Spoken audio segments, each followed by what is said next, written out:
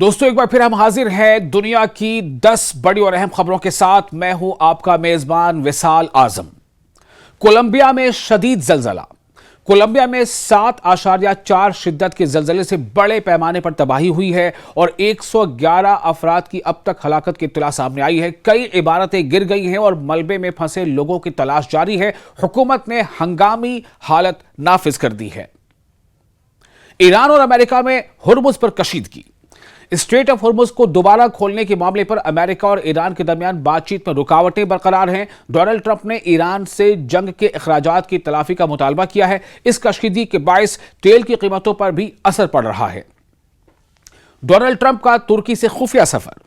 Report کے مطابق Donald Trump نے ایران کے خطرے کے باعث ترکی سے خفیہ طور پر سفر کیا تھا۔ بتایا گیا ہے کہ ان کی اصل لوکیشن کئی گھنٹوں تک عام لوگوں اور کچھ حکام سے چھپائی گئی۔ اس سفر میں عام ایئر فورس 1 کے بجائے دوسرے طیارے کے استعمال کی بھی اطلاع ہے۔ یوکرین کا روس پر ڈرون حملہ۔ روسی حکام کے مطابق یوکرین کے ڈرون حملے میں دسنے کامسک شہر میں 13 افراد ہلاک ہوئے ہیں۔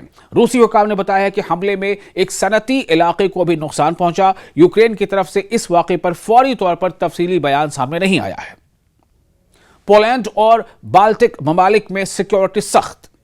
پولینڈ اور بالٹک ممالک روسی خطرے کے خدشے کے باعث اہم تنصیبات کی سیکیورٹی بڑھا رہے ہیں۔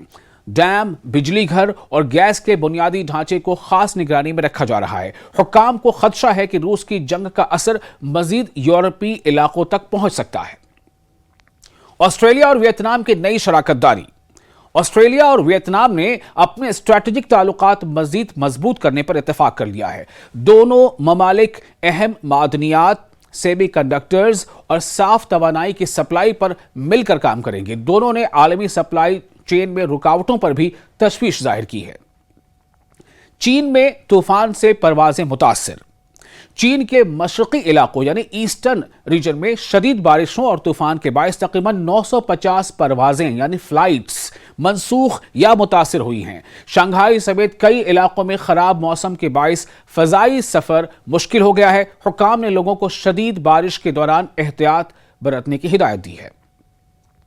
ویتنام نے بڑا جنگی بحری جہاز بنانا شروع کر دیا۔ ویتنام نے ملک کا سب سے بڑا اور جدید یعنی ماڈرن آبدوز شکن جنگی بحری جہاز بنانے کا کام شروع کر دیا ہے۔ یہ جہاز سمندر میں دشمن کی آبدوزوں یعنی سب مرینز کا مقابلہ کرنے کے لیے استعمال کیا جا سکتا ہے۔ اس اقدام کو ویتنام کی اپنی دفاعی صلاحیت بڑھانے کی کوشش کے طور پر دیکھا جا رہا ہے۔ میانمار اور آسیان میں اختلاف۔ میانمار کی فوجی حمایت یافتہ حکومت نے آسیان کی خصوصی نمائندے کی کوششوں پر تحفظات ظاہر کیے ہیں۔ آسیان میانمار میں سیاسی بحران ختم کرنے اور آنگ سان سوچی سمیت سیاسی قیدیوں کی رہائی پر زور دے رہا ہے، لیکن میانمار کی حکومت نے ان مطالبات پر سخت رد عمل دیا ہے۔ سونے کی قیمت میں اضافہ۔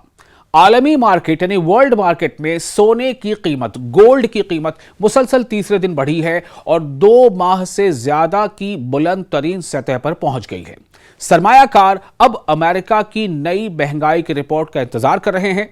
مشرق وسطیٰ کی کشیدگی اور عالمی اقتصادی خدشات بھی سونے کی قیمت پر اثر ڈال رہے ہیں۔ تو یہ تھی دنیا کی 10 بڑی اور اہم خبریں۔ امید ہے آپ کو یہ ویڈیو پسند آیا ہوگا۔